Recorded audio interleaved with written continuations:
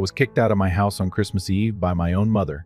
I remember the smell of cinnamon candles and overcooked ham, the plastic smile plastered on her face as she handed me a half-wrapped sweater 2 sizes too big. "You're not staying the night," she said, loud enough for everyone to hear. My brother laughed. My aunt looked away. And I just stood there with the gift in one hand and my dignity bleeding out onto her overpriced tile. That was the moment I knew I was never part of the family. I was just the help. Let me rewind. I grew up in a house where sacrifice was a one-way street. I paid rent since I was 16, helped raise my little brother while Mom chased after one loser boyfriend after another. When Dad left, it was me who picked up the slack. I cooked, I cleaned, I canceled college dreams to keep the lights on, while my brother Jake got new sneakers, a car at 17, and a free ride to college. "He's the boy. He needs support," Mom would say.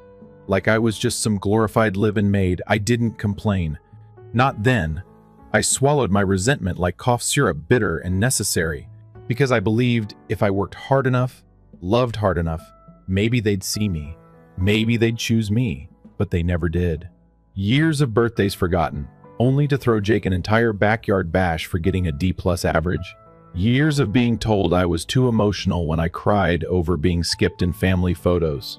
And still, I stayed, paid half the mortgage, bought groceries, drove Mom to appointments, gave Jake gas money he never paid back. I was the backbone, the silent accountant, the uncredited third parent.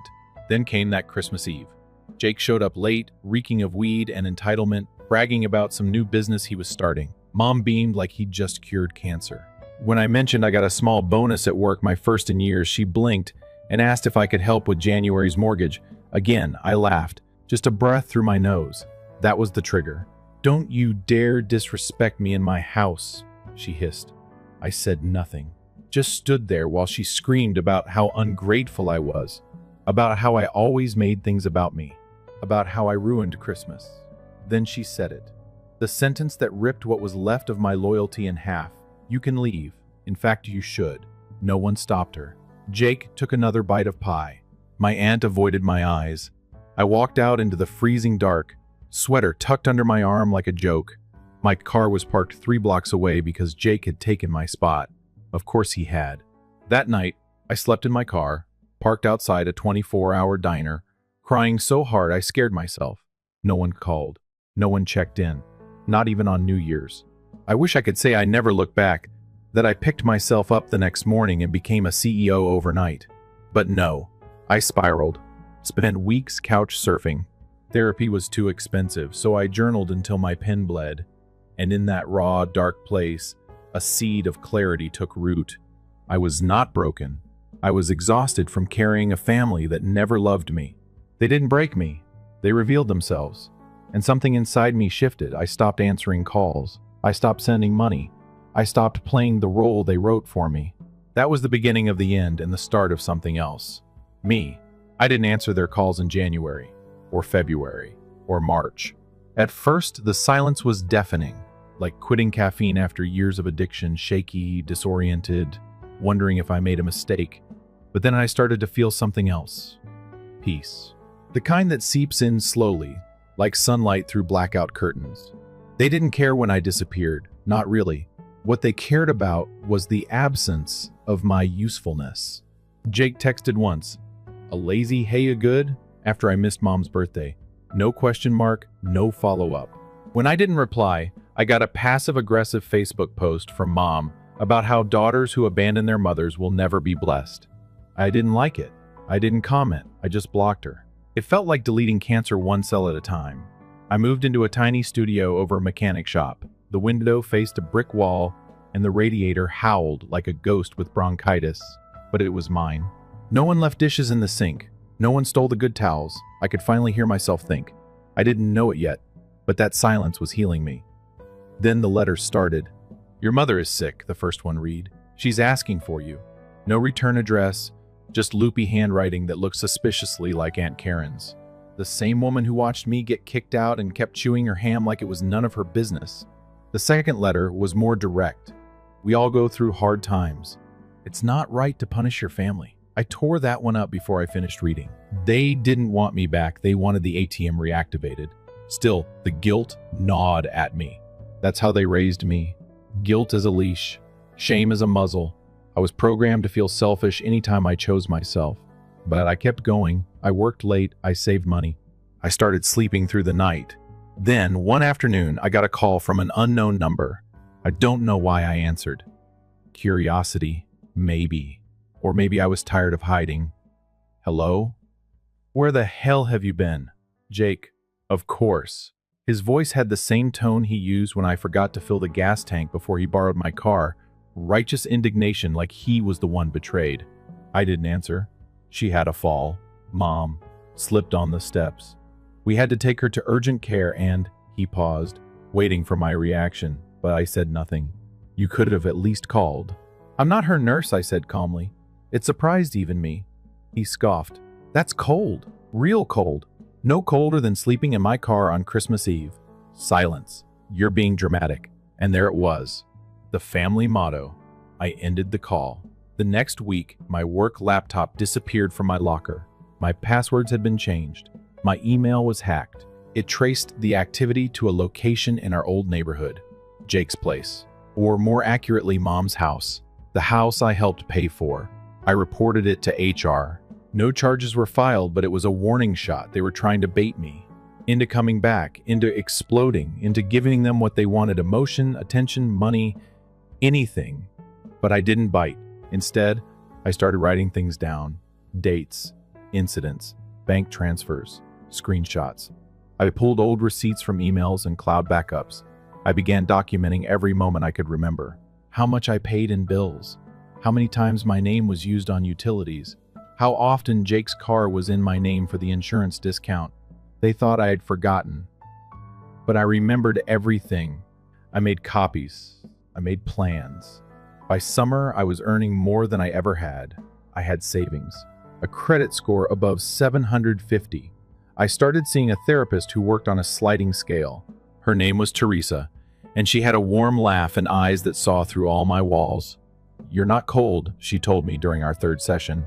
You're healing from frostbite. It clicked. All those years of emotional labor? Unpaid. All those late night drives to pick up a drunk Jake? Emotional hostage situations. My mother's illnesses? Real, maybe, but always strategically timed when I was about to do something for myself. Like clockwork, they needed me broken. Because whole people have boundaries. In September, Aunt Karen messaged me. This time it was about the house. They're talking about selling it, she wrote. Your mom says you don't deserve anything because you left. But we all know how much you did. It took everything in me not to laugh. Deserve? I paid for that house. For years. I asked for the listing agent's name. She went quiet. Then she blocked me. So I made one call to a lawyer friend from work. She referred me to someone who specialized in familial real estate disputes. I handed over my evidence folder like a loaded gun. Let's see what we can do, he said. And just like that, I stopped being the victim. I was never going back to that house. But I was going to make damn sure they remembered I was there. And for once, I didn't feel guilty about it. I always thought betrayal would feel like a stab wound. Turns out, it feels more like a paper cut. Small, precise, and invisible to everyone else until the sting sets in long after the damage is done. The lawyer called me back 3 weeks later with a voice like sandpaper and bad news. The property's not in your mother's name anymore, he said. It was transferred to your brother's name last year. I froze. Last year. As in, before she kicked me out. Before the fake sob stories. Before Jake pretended he was broke and needed gas money. Before Mom begged me to just help out one more month. I'd kept paying bills for a house I didn't even know she didn't own. My stomach dropped. It felt like the floor vanished beneath me, and all I could do was fall through memory. The time I fixed a leaking roof with my last paycheck. The time I sold my laptop so Jake wouldn't lose his job because his car broke down. The time Mom cried because she couldn't pay the water bill, and I drained my savings to cover it. I paid for a kingdom I was exiled from. For a crown I'd never wear, and they smiled while doing it. I asked the lawyer if there was anything I could do. If you've got proof of payments, he said, we can go after them for financial fraud, especially if you were co-signer or listed on any of the utilities or property docs. But this will get ugly. Ugly. Like the truth wasn't already, I told him to move forward. I spent the next few days printing everything: utility bills, texts asking for money, bank statements, even a calendar I'd kept for years with notes like "paid gas bill again," and "Jake forgot car insurance." I thought I'd cry, putting it all together. I didn't. I felt high, like adrenaline and clarity had replaced all my blood. I was seeing them for who they really were, not as a family, but as users in matching holiday sweaters. The next morning, I got a message from someone I hadn't spoken to in years. It was my cousin Lena. We'd been close as kids before her parents moved out of state. She was the only one who ever noticed when I got left out. The only one who hugged me extra hard when Jake threw a tantrum and I got blamed. The last time we spoke, she'd cried at my high school graduation and whispered, "You deserve more than this." She messaged, "Hey, I heard what your mom and Jake did. I've got something to show you." We met at a cafe downtown. She looked the same wild curls, same sharp eyes. She hugged me like no time had passed. And then she pulled out her phone. "Your mom didn't know I could still access her shared Google Drive," she said. "I used to help her with family taxes years ago." She opened a folder labeled 2018-2023 and flipped through PDFs until she landed on one, an account summary from my old bank. "I think this is yours." I leaned closer. My name, my account, my signature, and then rows of transactions I didn't recognize, thousands in transfers, mostly small $80 share, $200 tier, always followed by a deposit to an account ending in 1,442.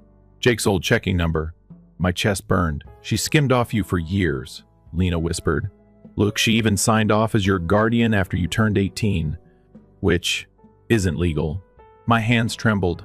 I looked up at her. "Why are you helping me?" Lena sipped her coffee and smiled.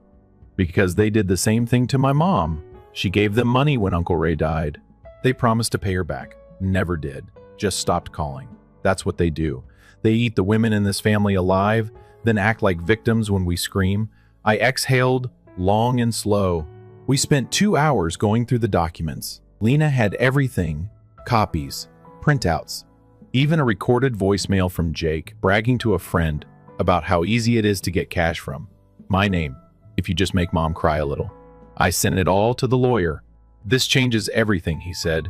He filed a lawsuit the next week: fraudulent use of funds, misappropriation, and civil theft. We weren't just going after the house. We were going after every dollar they stole, every lie they told, every drop of emotional blood they drained from me. I expected them to panic, but no, they doubled down. Jake posted on Facebook that I was mentally unstable and trying to destroy our poor mother in her old age. Mom sent an email blast to the entire family with the subject line, "Pray for my daughter, she's lost her way." And still, no one called me directly. They didn't want the truth. They wanted a narrative, one where I was the villain and they were the wounded saints. So I let them talk, I let them twist, I let them dig their own graves with their silver spoons. Then I sent out a package to every relative on that email chain. No note. Just documentation, full breakdowns, .s side-by-side comparisons, audio transcript, legal filings. A week later, I got a call from Aunt Karen. "You had every right," she whispered. 2 days after that, my cousin Joey sent me a message. I'm sorry I believed them. By the time we got the court date, Mom and Jake had lawyered up. Their attorney tried to paint it as a misunderstanding between family. But the judge wasn't moved, especially not after hearing the voicemail. "That doesn't sound like confusion," the judge said. "That sounds like exploitation." We settled out of court. I won't say how much I got, but let's just say it covered more than the mortgage. I could have bought the damn house. I didn't. I let it rot in Jake's name like a badge of shame. He tried to call me once after the dust settled, left a voicemail that said, "You really didn't have to take it this far." But I did, because they already had. They just didn't expect me to fight back. I always thought revenge would look like fire. Explosions, screaming matches, someone being escorted out of a building while I watched with sunglasses on and a latte in hand. But real revenge?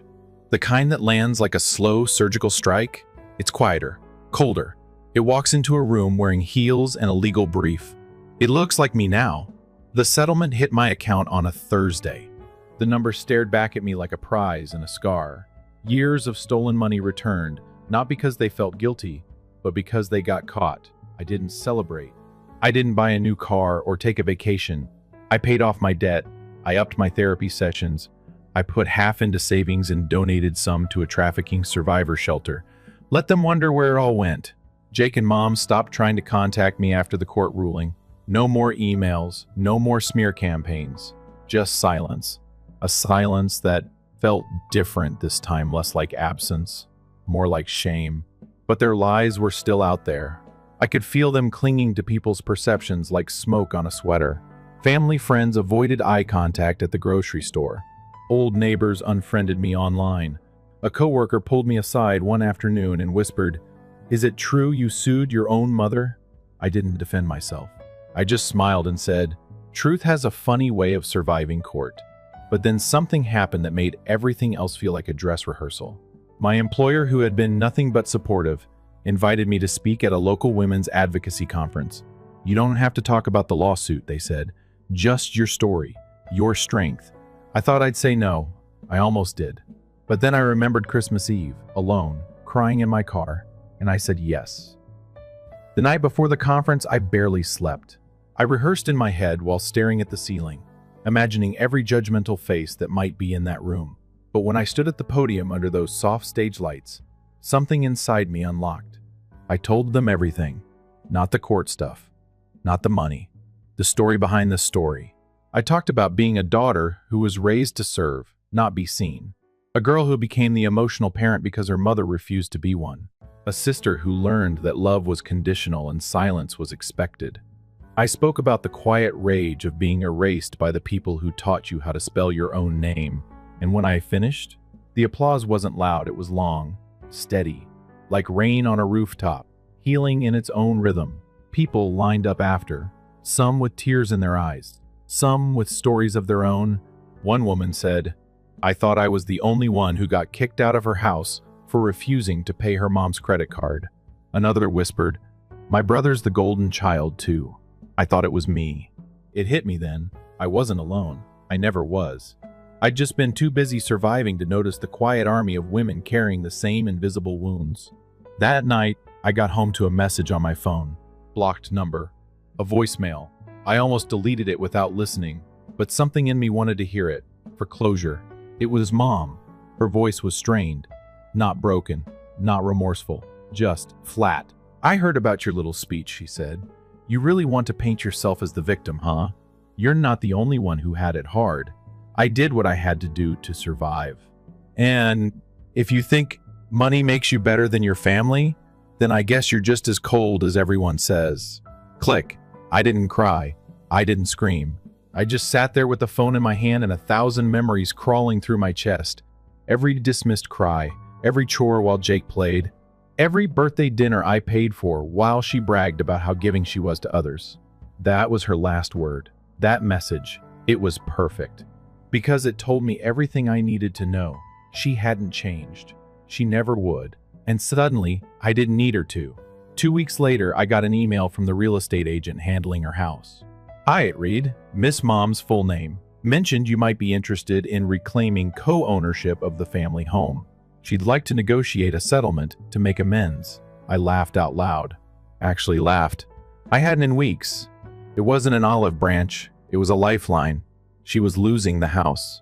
Property taxes, unpaid bills, the works. Jake had moved out some new girlfriend in Colorado or Oregon or some other state with legal weed and zero consequences. And Mom, she was alone, for real this time. So I responded. Tell her I said no, I wrote, and thank her for making it so easy to walk away. A week later, the house was listed as pre-foreclosure. I printed the listing, framed it, put it on the wall next to my diploma, the one I finally earned at 34, when I had no one left to sabotage it.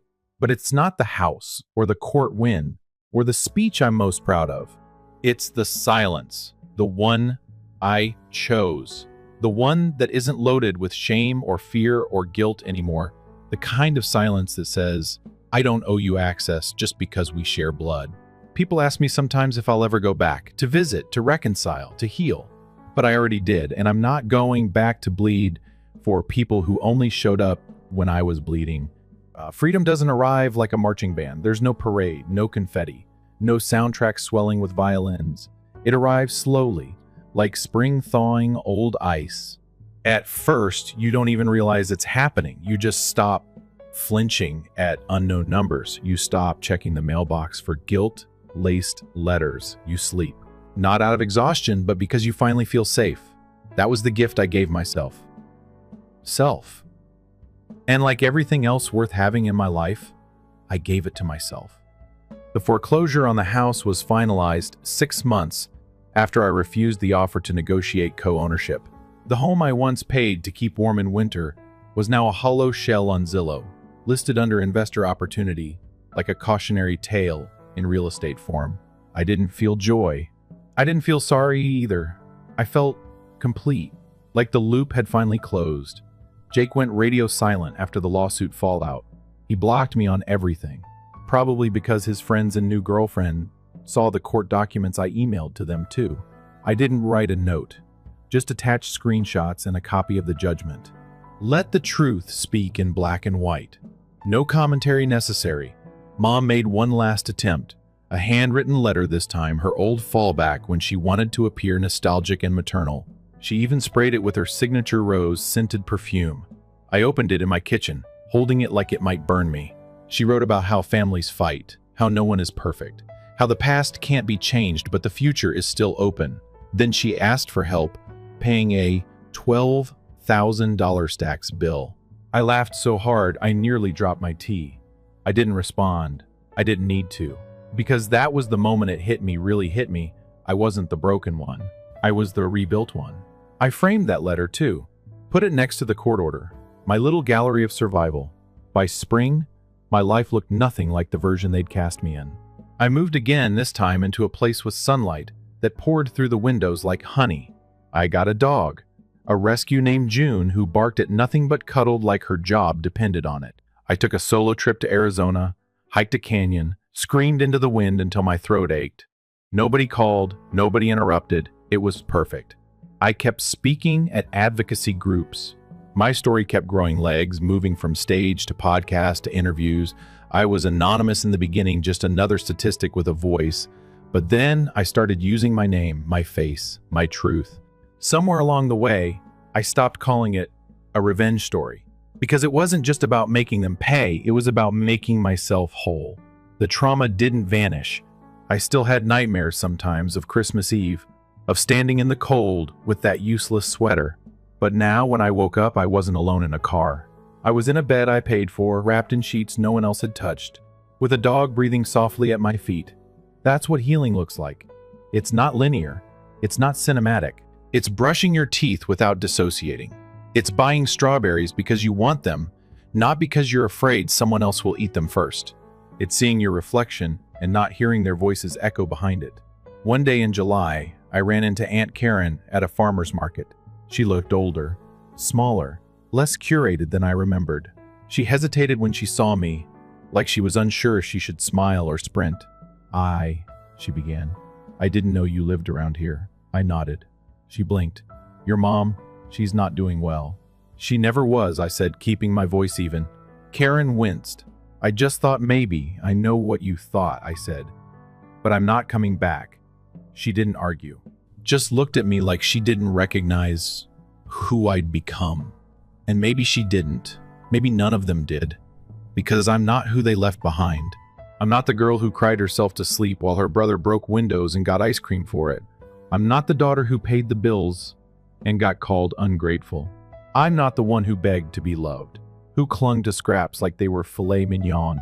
I am the silence after the storm, the one who walked away without slamming the door, the one who rebuilt, not out of spite, but because I had to learn what love actually looked like, and it didn't look like them. My chosen family came slowly. A coworker who left dinner on my porch when she knew I had a hard week. A neighbor who shoveled my steps without asking. My therapist who reminded me every time I doubted it. I didn't deserve any of it, but I deserved everything that came after. Love isn't debt, care isn't currency, and family is earned. So when people ask me now, don't you miss them? I just shrug and say I miss the version of them I made up to survive. They say I'm cold. They say I changed. That I'm not the same girl they raised. They're right. I'm not. I'm the woman who saved herself. And they said I was heartless, But for once, I put my heart first. Story 2.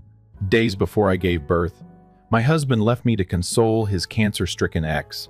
I found out they kissed while he was away after his mother assisted me in filing for divorce. Hello, Reddit. Right now, I'm in a really difficult circumstance. I would be very grateful for any suggestions or assistance. My husband, Jeremy, is 35 years old, and I am 32 years old. We have been married for 2 years. I didn't know much about his background because we met at work. However, after some time spent dating, we discovered that, following our college graduation, we had only ever been in one committed relationship. After 3 years of college and a year together, my ex and I had been together for 4 years. However, we stopped communicating after our breakup because of personal issues. It had been nearly 5 years after our breakup. However, when I first met Jeremy, he was still in contact with his ex-girlfriend, with whom he had a close friendship. His high school love was his ex, Valerie, if you will. When he met me, they had been separated for 5 years, having been together since they were 16 and continuing through college. According to him, they had to split up because she wanted to advance in her profession and would need to find employment in Australia to do so. Furthermore, he had no desire for a long-distance relationship. After several months of trying to work things out, they decided it would be best for both of them to split ways. They remained friends and kept in touch since they were in the same social group. Until I first met his group of friends after nearly 9 months of dating, I was okay with it. On New Year's Eve, they all gathered for dinner, and he chose to invite me along so he could introduce me to his circle of friends. Valerie was also present, which surprised me because I hadn't expected to see her. Now, Jeremy was the only one who had told me about her, and he only had good things to say about her. I was not insecure at first, but as soon as I began talking to her, I saw that her vibe with me was very different from what I had anticipated. Jeremy had given the impression that she was really laid back and friendly, but I didn't think so at all. In front of everyone there, she made some pretty hurtful comments about me, and everyone just laughed it off because, evidently, that was her idea of comedy. However, I didn't enjoy it at all. I don't think anyone understood because she framed her comments as jokes. For example, she said that seeing me in person surprised her because I didn't look like the pictures she saw, and now that she had seen me, she wasn't sure if I was Jeremy's type because he tended to like tall blondes, and I wasn't either. But she was, and everyone believed she was kidding, so they all laughed. She also mentioned that I was her successor, and that she felt obligated to teach me how to maintain Jeremy's satisfaction. She might not have been aiming at me, but like everyone mentioned, she did have a really strange sense of humor, so I was ready to overlook the fact that they were all still harmless comments. However, as we were sipping our drinks, she expressed her happiness for Jeremy and toasted the fact that he had finally moved on. Before she said it, I thought that was wonderful. I doubt I would even be here with him if it weren't for her choice to relocate to Australia. Fortunately, no one laughed at it because it was a little embarrassing. However, she soon burst out laughing at her own strange remark, and everyone had to laugh in order for us to get beyond it. I was aware that she was still somewhat protective of Jeremy, and when we returned home that day, I informed him that if he wanted to remain with me, I did not want her to talk to me ever again. She was obviously still not over him, and she had been blatantly disrespectful to me throughout our time together, so I informed him that I didn't feel comfortable with his friendship with her. I had formerly tolerated her with deference. Even in my past relationships, I had to deal with similar situations, so I was extremely clear about my limits and determined not to do that again. Fortunately, it appeared that Jeremy understood my perspective.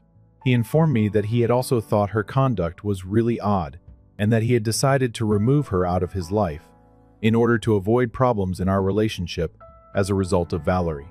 That was it. And I never heard him talk to Valerie or mention her again after that episode. I was satisfied with the reason he gave me that he had blocked her. After that, I had other encounters with his pals, and none of them ever mentioned Valerie to me. Most likely because I didn't like her, as Jeremy had informed them. And up until last week, everything was going according to plan. In reality, I've been expecting, and my due date was last Sunday. Today is Thursday, and Jeremy departed to take care of Valerie since she required his presence during an emergency.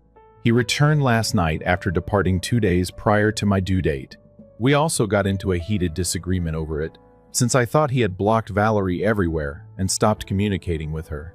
He admitted that he had done those things, but she had called him on a new number and was in a desperate situation.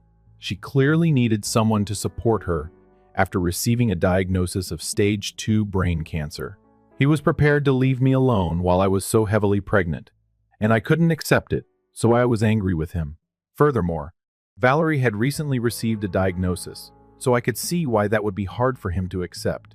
It's not like she was going to die the very next day, but someone he used to be close to might not make it. After he had at least supported me during his labor and watched his child's birth, he could go. However, he had to depart right away on the day he learned this information. He informed me that he would return before I went into labor and that due dates are not precise, so I could still have time for another week or two. I attempted to tell him that it was absurd that he was even thinking of leaving me alone when I was in this state, and without even attempting to conclude our conversation, he departed for the airport that same day, telling me to simply deal with it till he returned. Not having my family here was something he knew very well. After he departed for the airport, I was totally dependent on him because my parents resided in Iowa. His phone was off when I made many attempts to reach him. My mother-in-law has always been kind to me, so I phoned her instead since I was so distraught and desperate.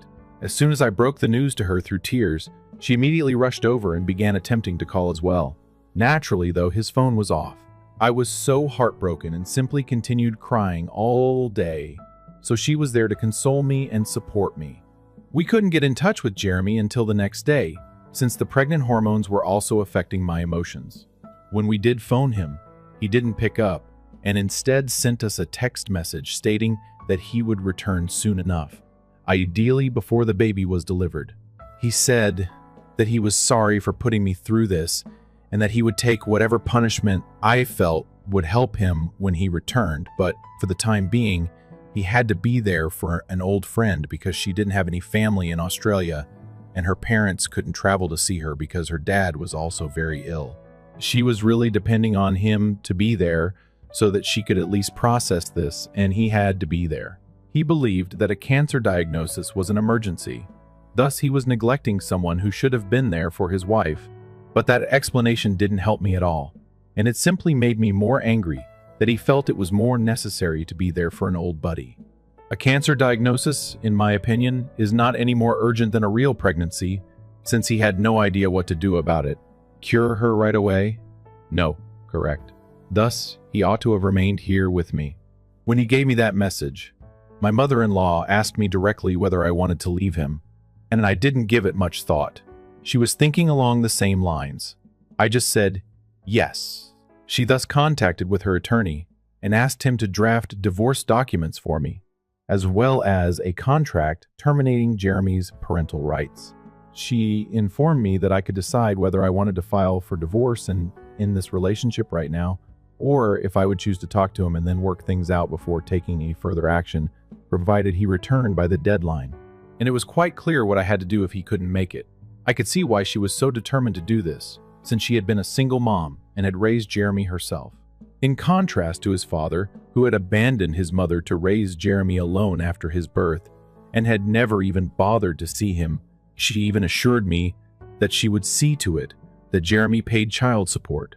She supported me for the following several days of this week, and assured me that I wouldn't experience the same thing as she had. I went into labor on Monday, and neither of us got in touch with Jeremy. Then, in an attempt to inform him that I was giving delivery, my mother-in-law tried to phone him. However, he didn't answer even then, so she thought there was no need texting him about it. It was fortunate that my parents were all there for me, because they had flown in the day before. Even yet, I was acutely aware of Jeremy's absence that day and resolved that I would never be able to view the same way again, regardless of what occurred when he returned. In order to start the divorce process as quickly as possible, I filled all the necessary papers and instructed the attorney to file it on my behalf. I was not well enough to even raise the pen when I did it, which was just 3 hours after giving birth. However, after taking one glance at my baby, I realized that I needed to take care of myself first, if I wanted to be content and a good mother to her.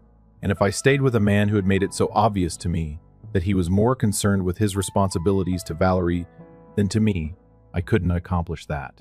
My parents and I stayed at home together after I gave birth to our daughter, and I didn't even phone my mother-in-law.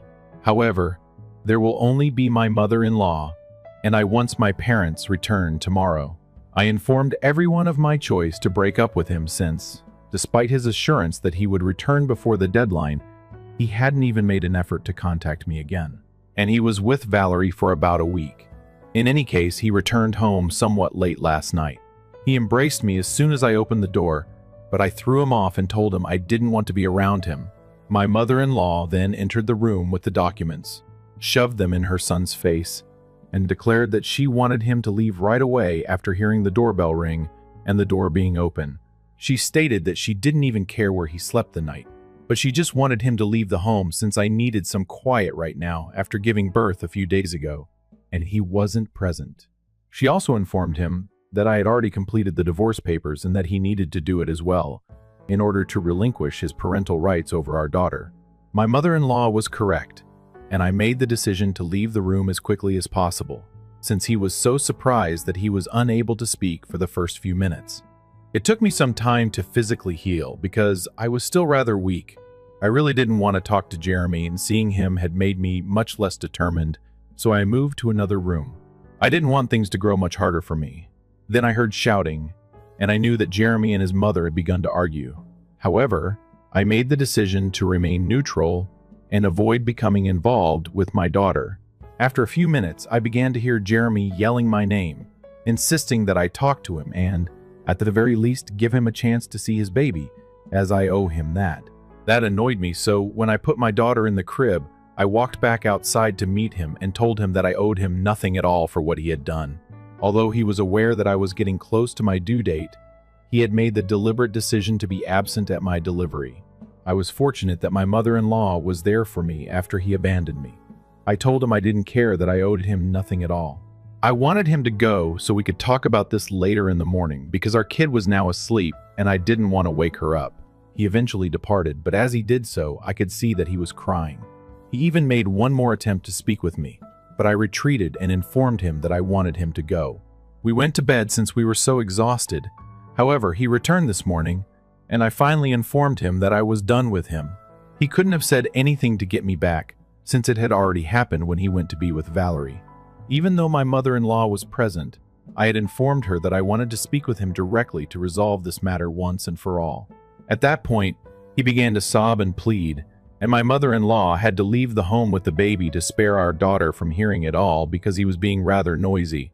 He said that he had only gone because Valerie had been pleading with him too, and she had said that she was near death and he had stayed there for a week since she was lonely and had no relatives there. All those days he had tried to be there for her, to console her.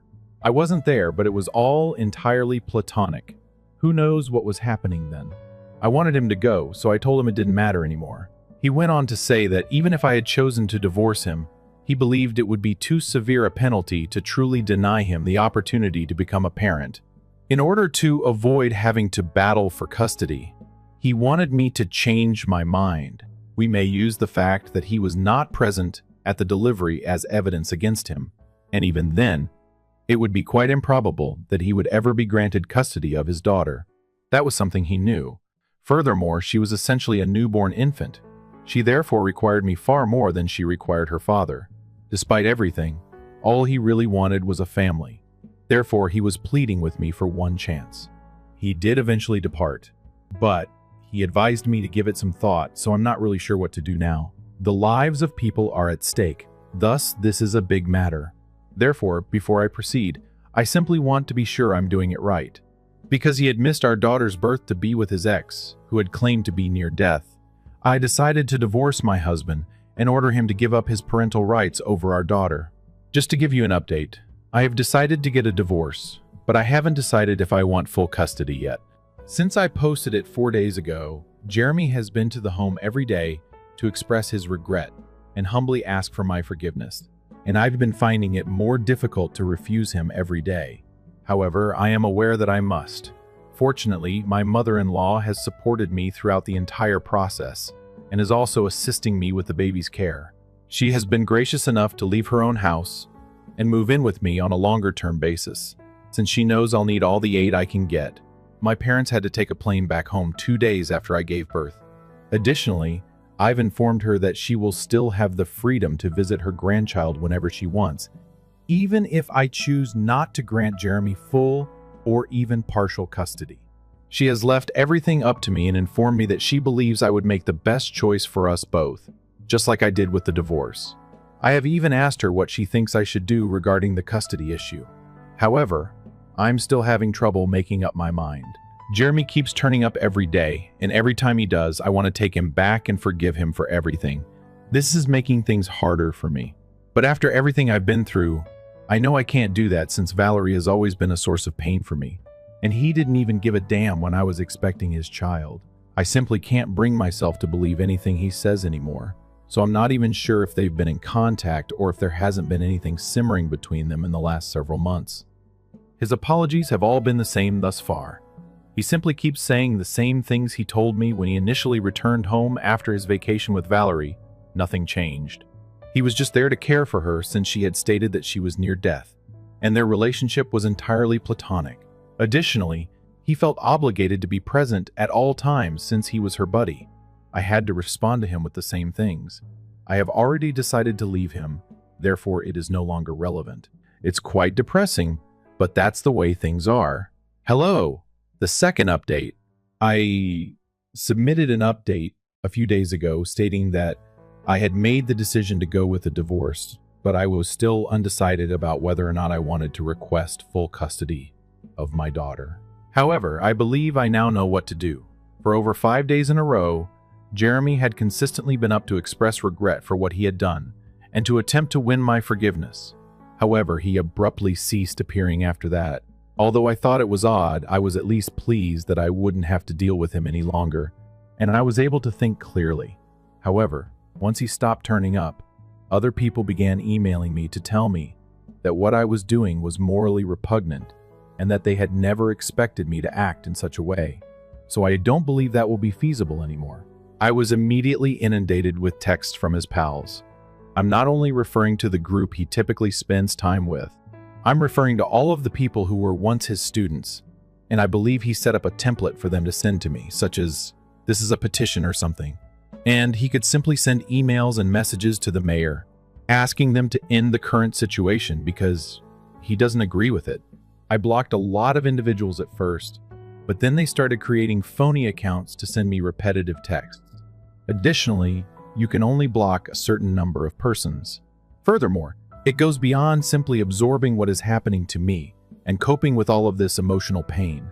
Along with trying to be present for my newborn baby, I'm still fatigued after giving birth. It's all quite exhausting, and the last thing I needed was this. And he wouldn't be subjecting me to all of this if he truly cared about me. I'm at such a vulnerable point in my life.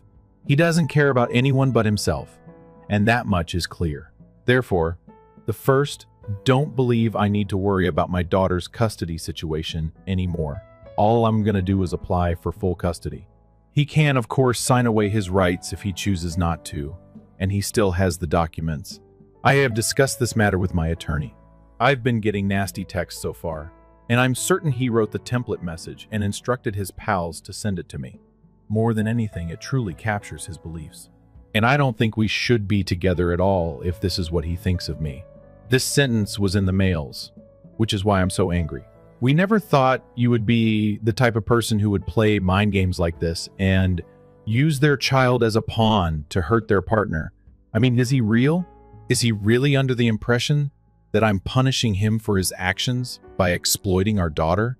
He wouldn't have said this if he understood how marriages and kids function, which is why I don't think he does. And it in particular caused me a great deal of pain and aided in my decision when I showed my mother-in-law the texts. In addition, she was quite angry and threatened to call him to reprimand him, but I told her that it was simply not worth it.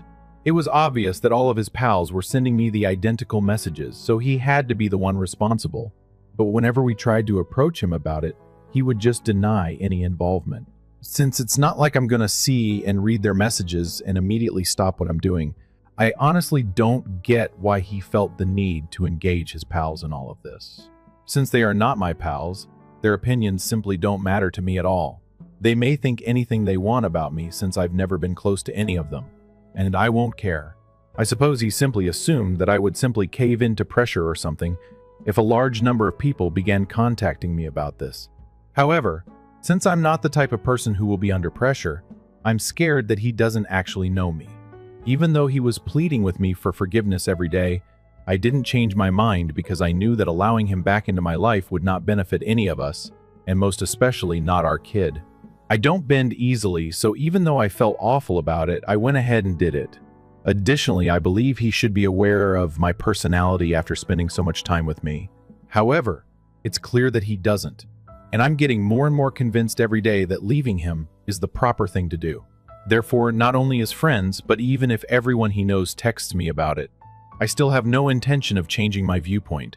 In actuality, his actions have just strengthened my convictions about what I'm doing, and I am aware that I don't need to worry about all of this, as long as the people I care about are by my side. Update 3. Jeremy has chosen not to challenge the divorce, but he is requesting at least partial custody of his daughter, as the legal process for the divorce and the custody arrangement will begin in a few days. I'm open to the concept since I'm not a bad person, but I don't believe I want to implement shared custody until our kid is at least a couple of years old. We'll see how that works out.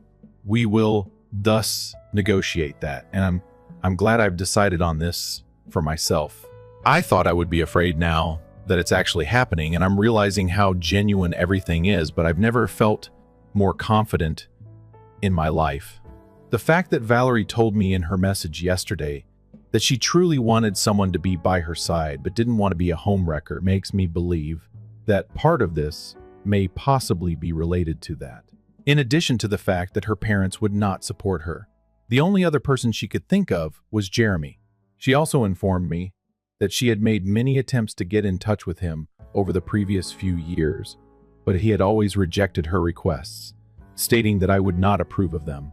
However, she had phoned him and apologized since she knew that her best friend in the world would always be there for her, especially if she was ill. She believes that rather than being so controlling, I should allow him to maintain his uniqueness, even if it has caused a lot of conflict in my marriage. Therefore, I was correct that he hadn't blocked her at all, and that they had continued to communicate. They did at least communicate with one another, albeit perhaps not in the manner I had assumed. Worst of all, she informed me that they had spent a moment together and that they had kissed for a few minutes. However, Jeremy had then distanced himself from her, claiming that he couldn't do this, particularly when his wife was pregnant, his kid. As if it were expected to do anything, she informed me that he was so devoted to me that he had not allowed the kiss to go longer than a few minutes. It was absurd. However, I was correct in every way. Now that I am aware of these factors, it should be easy for me to get the divorce in custody on my terms. After talking with my attorney, we modified our petition to include a few more demands. Because after being cheated on, I now believe I deserve it. Of course. In any case, I have a lot of confidence in my abilities, and I'm certain that everything will work out. I will update you all on any developments. I sincerely appreciate you listening to this. Story 3. I didn't invite my brother or parents to my wedding since they consistently put his health problems ahead of my life's milestones. However, my brother has since acknowledged that he staged it all to get attention. Hello everyone, at 20:09 a.m., I, 28F, recently married Jamie. I wasn't going to publish about this without asking my parents or my brother Neil, 25MI, but I need an independent opinion on whether I handled this matter poorly because my phone has been inundated with texts from family members accusing me of being selfish. Background: I was raised in a suburban area around an hour outside of Chicago in what seemed to be a typical middle-class household. We appeared to be just another family on the street, had a 4-bedroom home with a respectable backyard, and occasionally had family trips to neighboring states. However, when I was 9 years old, everything drastically changed. After experiencing respiratory difficulties during a soccer match when he was 7 years old, Neil was diagnosed with asthma. His doctor described the diagnosis as not being extremely serious, but from that moment on, everything in our home was focused on him and his medical requirements. Overnight, my parents changed from treating us fairly evenly to making Neil the center of the world. Due to Neil's alleged health problems, my parents routinely missed my milestones and accomplishments throughout my early and teenage years. I played a piano solo at the winter performance at my school when I was 12 years old. I spent months honing a piece that my teacher indicated was typically saved for more experienced pupils. My parents made a commitment the morning of the concert that they would be in the first row by the evening. Neil had an asthma attack, so they had to cancel at the last minute. My grandma subsequently told me that he was playing video games. That night, the flare-up inexplicably stopped when she called to see how he was doing. After I finished my recital, my grandparents traveled from Florida just to join me in celebrating my 16th birthday. To assist with setting up a modest party at our place, they came 2 days early. On the day of the celebration, my parents took the car with a cake in it and didn't come back until late at night, since Neil had to go to urgent care unexpectedly.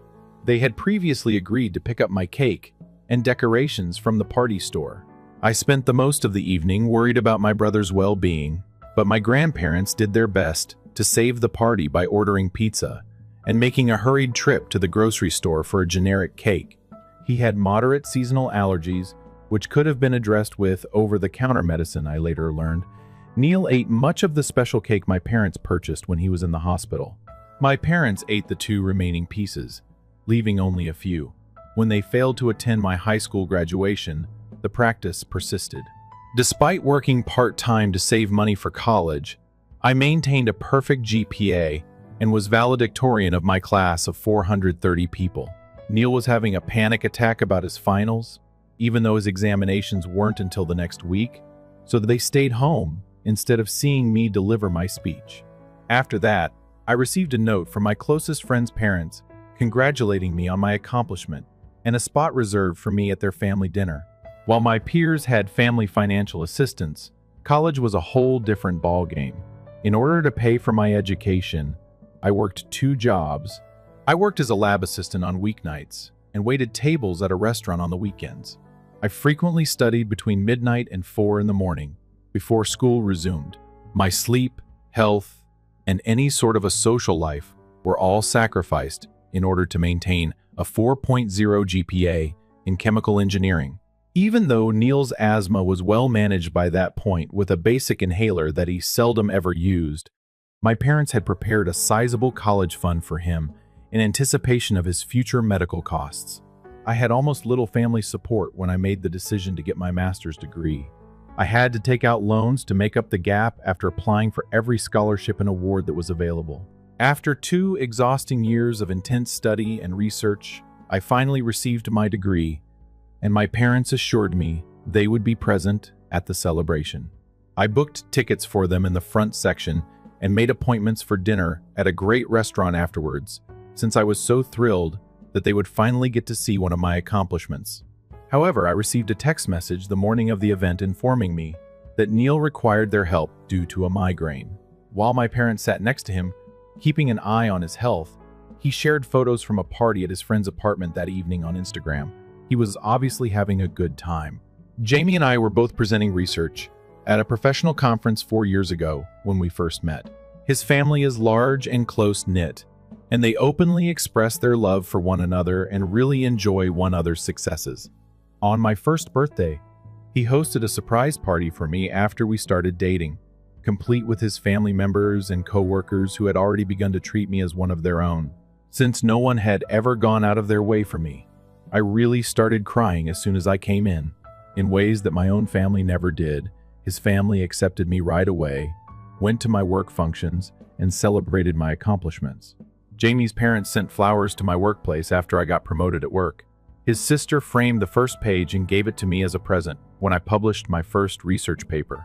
I was so unfamiliar with these motions that at first I was almost unsure of how to react.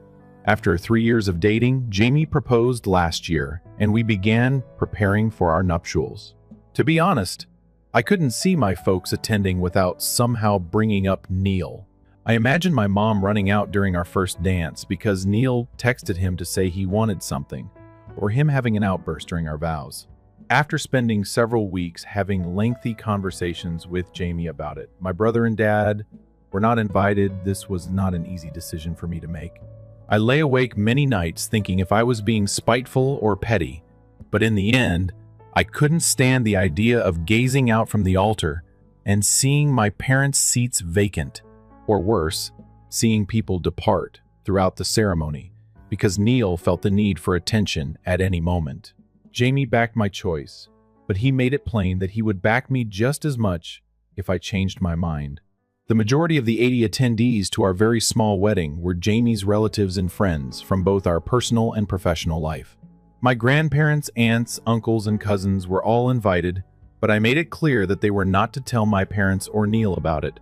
The most of them comprehended, observing the relationship over time. The wedding was stress-free and lovely, just what I was hoping for. The support of Jamie's family was invaluable. I got away from his parents. That morning, his mother assisted me in getting dressed. My bridesmaids were his sisters. As we danced, my grandparents expressed their pride in me. For once, my special day wasn't marred by the demands of others. My cousin shared some pictures from the reception on social media, which is how my parents learned about the wedding. My phone was inundated with irate voicemails and texts in a matter of hours. "You've always resented your brother for things he can't control," my mother added, calling me ungrateful. I purposefully humiliated them in front of my extended family, according to my father. I've always been a drama queen who craves attention, and they've been telling everyone who will listen that I'm punishing them for being wonderful parents to a sick child. I didn't want to offend my parents, but I also didn't want the same dynamic that has tainted every other significant occasion in my life to destroy my wedding day. Jamie believes I made the correct decision, but some family members feel I ought to have given them an opportunity to support me on such a significant day. Since the wedding, I've been questioning if I made the correct decision or whether I've ruined my relationship with my parents forever. Given their history of prioritizing Neil's frequently dubious requirements over all other aspects of my life, I feel both guilty and justified. Update 1. Aita. I didn't think my post would get this much attention. I've been going over everything and attempting to take it all in. I've been reading about medical abuse by proxy, which a number of people brought up in relation to Neil's case, and it's really getting me thinking. I never thought there would be a term or recognizable pattern to what was occurring in our household. Since my initial post, things have become worse.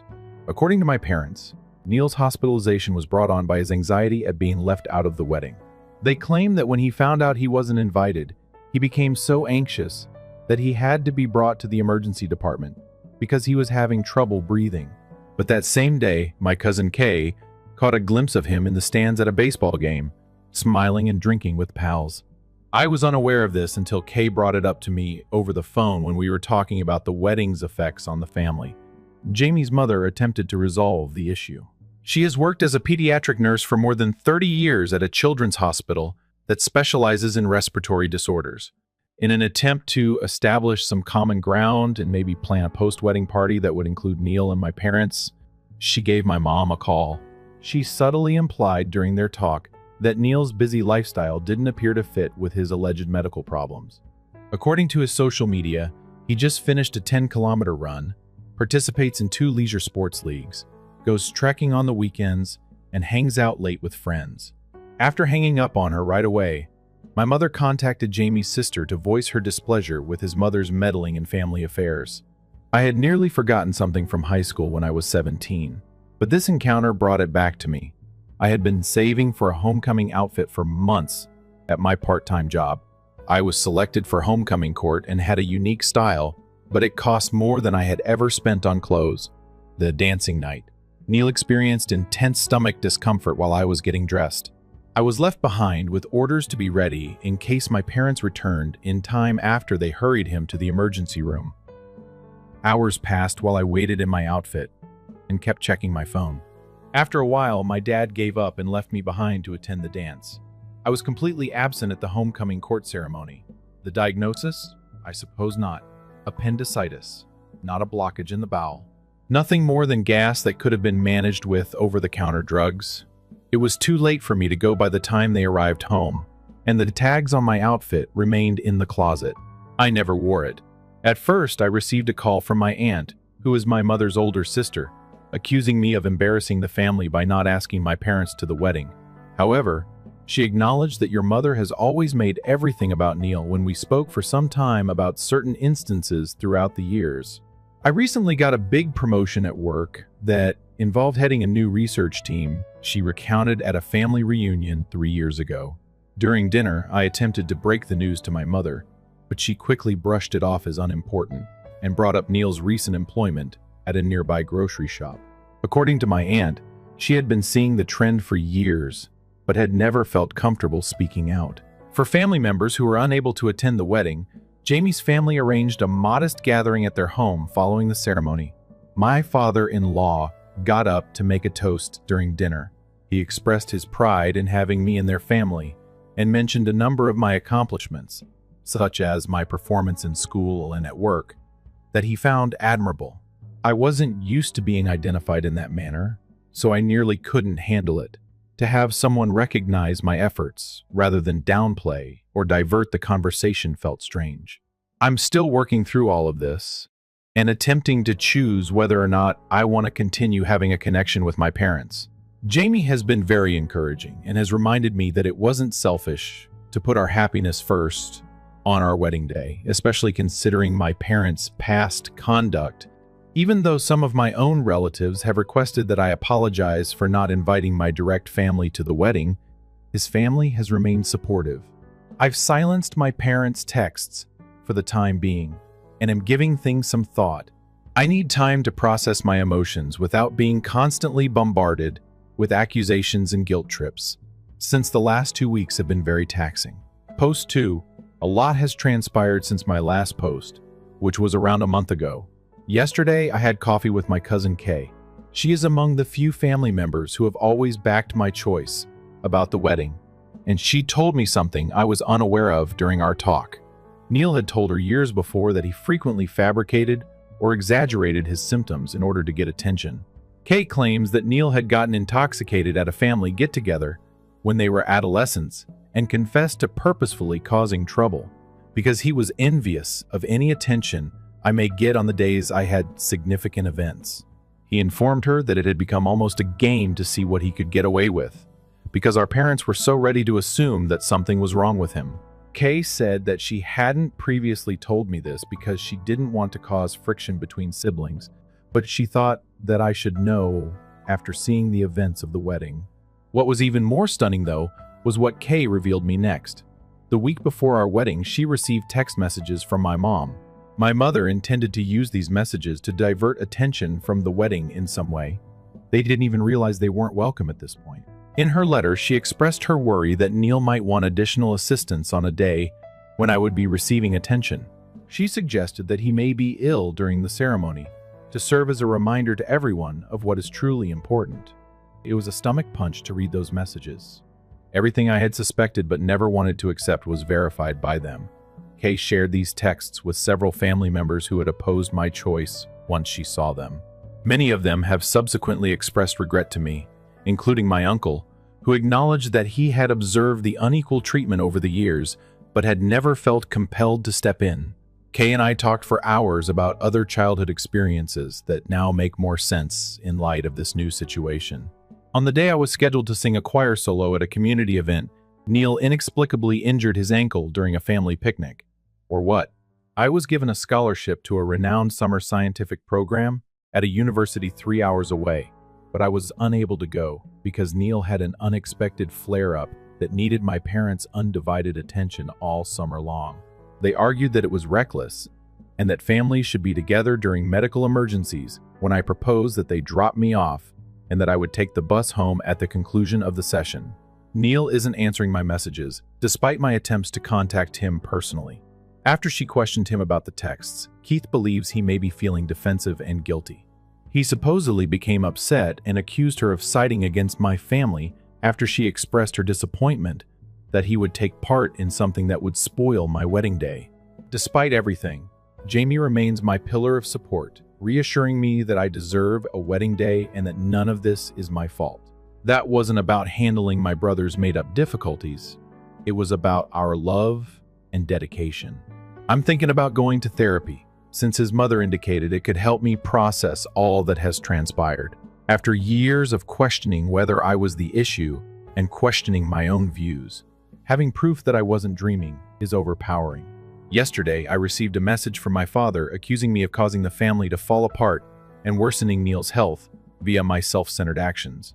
A true daughter, he remarked, would quickly apologize and make apologies. I have not answered. In order to safeguard her mental health, Kay said that she has had to cut ties with certain toxic family members. Sometimes, even if it hurts in the short term, this is the best course of action. I'm currently concentrating on getting used to married life with Jamie and enjoying the process of creating our future together. It's odd to see that what I grew up believing to be typical family interactions was actually manipulation and neglect. I'm working on learning how to take praise and acknowledgement without feeling bad about it or waiting for it to be questioned. Report 3. 2 months have passed since my last report, and I wanted to mention some noteworthy developments. Most unexpectedly, yesterday I got a lengthy email from Neil. Considering that he had disregarded my earlier attempts to contact him, I wasn't anticipating hearing from him personally. I was totally taken aback by his words. Neil expressed regret for years of manipulation in his email, and he even supported my choice to not invite our parents to the wedding. He acknowledged that he had been a member of a poisonous family dynamic that constantly criticized my accomplishments and put his alleged medical needs first. Neil clarified that although he first sought treatment for anxiety and sadness, the experience forced him to face the dysfunctional tendencies in our family. He claimed that when he was a kid, he saw that our parents only truly cared about us when we were ill. As he grew older and realized what he was doing, the small exaggerations about his asthma symptoms became into a habit of deception that was hard to quit. Neil claims that our parents gave him special delicacies, attention, and freedom from obligations as a way to make up for his sickness.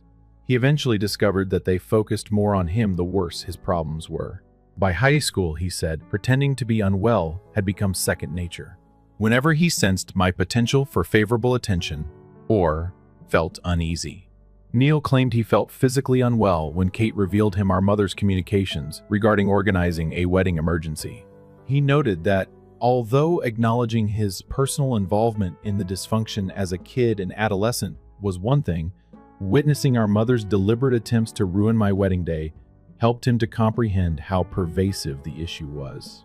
He said that our parents fostered an atmosphere in which my developmental accomplishments were never appreciated and conveyed hope that we would be able to form a true sibling bond free from parental dysfunction.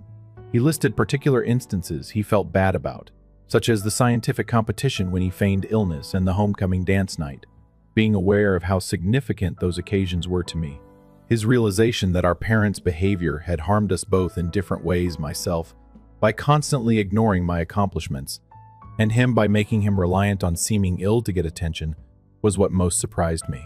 He stated in his letter that he has been collaborating with his therapist to create more positive connections and cultivate a feeling of self-worth independent of crises or disease. Unfortunately, Neil reportedly left his email account open on a shared computer while visiting home, which is how our parents found out he had apologized to me. They said that if he supported me, they would stop paying him, even though I earned a business degree from college 3 years ago. Neil continues to rely on them for financial support. He works part-time at a friend's business that hasn't turned a profit yet, lives in an apartment they pay for, and drives a car they bought. Neil appears resolved to thwart their manipulation this time around, even in the face of their threats. He stated that he intends to move to a less expensive apartment that he can afford on his own and is searching for a full-time job. He suggested that we get together for coffee at some point to discuss everything in further detail, and I'm thinking about doing so. Jamie, who is encouraging but guarded, has been given access to Neil's email.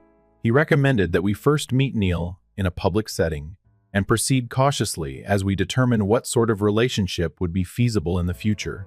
Aside from that, Jamie and I are relocating to Boston next month for his work at a research institute there, which seems like the ideal opportunity for a new beginning away from all of this turmoil in the family. I've accepted a job offer from a biotech company that is a fantastic fit for my research experience.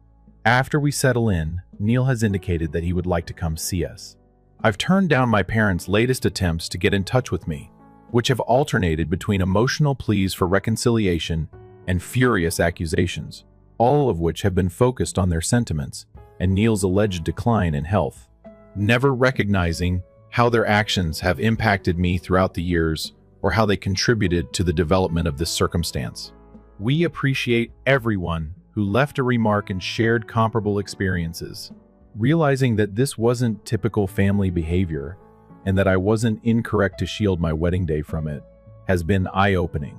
I'm in a lot better position than when I initially posted here, but I'm still digesting things and trying not to feel bad about creating boundaries.